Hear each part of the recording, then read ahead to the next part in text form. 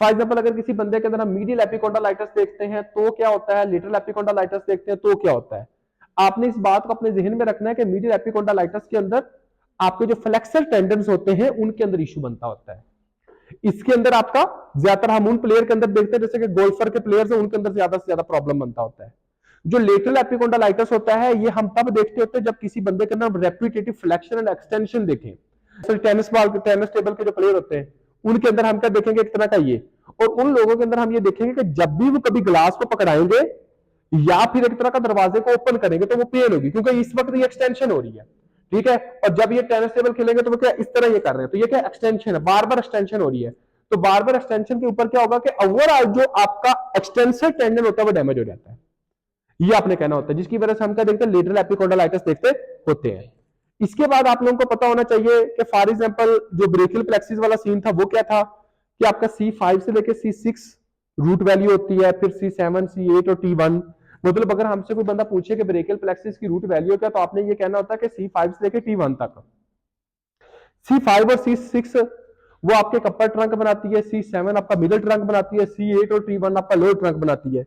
ये तीन ट्रंक्स जो है अपर, मिडिल और लोअर, ये आगे तीन डिविजन्स देते हैं, हर की एंटीरियर और पोस्टीरियर। और ये तीनों ट्रंक्स जो होते हैं ये आपके तीनों डिविजन्स देते हैं, anterior posterior, anterior posterior, anterior posterior. फिर तीनों की पोस्टीरियर आपस में मिलती है और आपको एक डिवीजन आपके कोड देती है जिसको हम कहते हैं पोस्टीरियर कोड। अपर और मिडिल की एंटीरियर आपस में मिलती है और आपको कोड देती है जिसको हम कहते हैं लेटरल कोड। और लोअर की एंटीरियर जो होती है वो आपका देती होती है मीडियल कोड। जो आपका लेटरल कोड होती है वो आपकी एक नर्व बनाती है जिसको मस्कुलोक्यूटेनियस नर्व कहते हैं। जो आपका एक तरह का पोस्टीरियर कोड होता है वो एक्सिलरी और रेडियल नर्व बनाता होता है। जो आपका आपने ये कहना होता है कि मीडियल कोड होता है वो मीडियन और अल्नर नर्व बनाता होता है।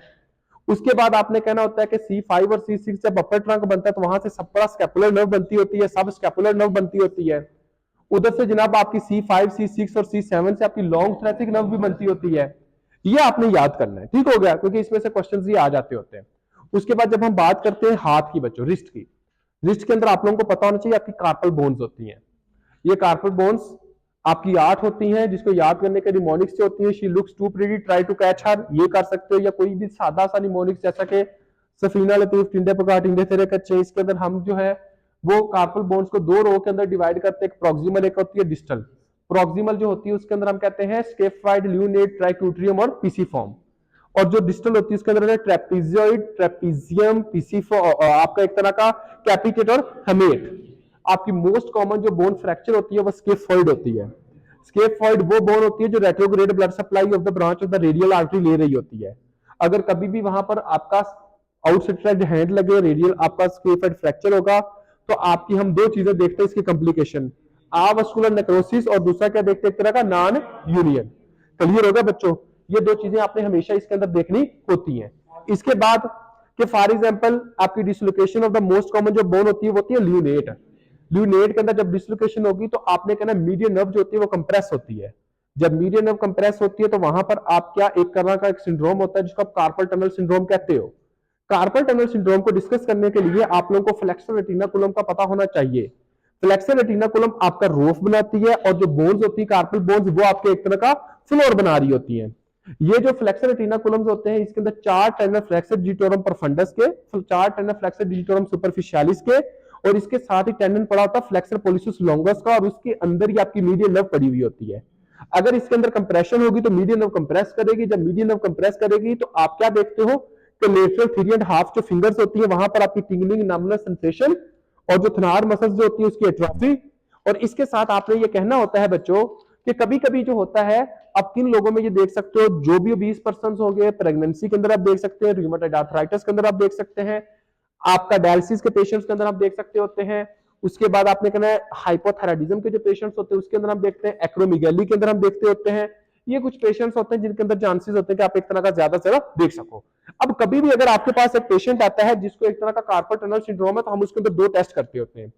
एक जो टेस्ट होता है उसको हम कहते हैं फैलन मिनोवर, और एक जो टेस्ट होता है उसको हम कहते हैं टीनर साइन। टीनर साइन को परफॉर्म करने का तरीका ये होता है कि इस तरह एक्सटेंशन करवा के, ठीक है, आपकी जस्ट इमेजिन इधर आओ शाहजेब।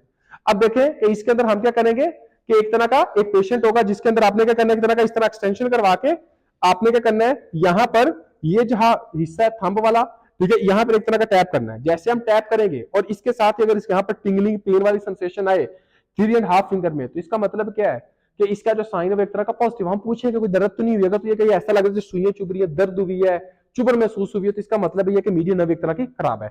दूसरा टेस्ट होता है इस तरह करो। अब देखिए इन्होंने क्या करना होता है कि इस तरह आपका हाथ रख के और इसको 60 सेकंड तक ऐसे करना है। अगर 60 सेकंड तक इसने ऐसे किया और उसके बाद पेशेंट को पेन होना फील हो गई है आपके 3.5 फिंगर लेटरल के अंदर, तो आपने ये कहना है कि इसको हम कहते हैं फेलन मिनोवर पॉजिटिव है। तो इस पेशेंट को क्या एक तरह का कार्पल टनल सिंड्रोम हो सकता है। ठीक है, तो ये आप लोगों को पता होना चाहिए। इसके साथ हम लोगों ने जो चीज देख रही थी वो क्या था कि आप लोगों को पता हो कि अल्नर जो नर्व होती है ना, वो इस फ्लेक्सर रेटिना से ऊपर गुजर रही होती है, अल्नर नर्व और अल्नर आर्टरी। जब अल्नर नर्व और अल्नर आर्टरी आपके फ्लेक्सर रेटिना के ऊपर से गुजरती है, तो इसको हम ये कहते होते हैं कि इसके अंदर अगर किसी तरह की कोई कंप्रेशन हो, इसको हम कहते हैं ग्राइन्स कनाल।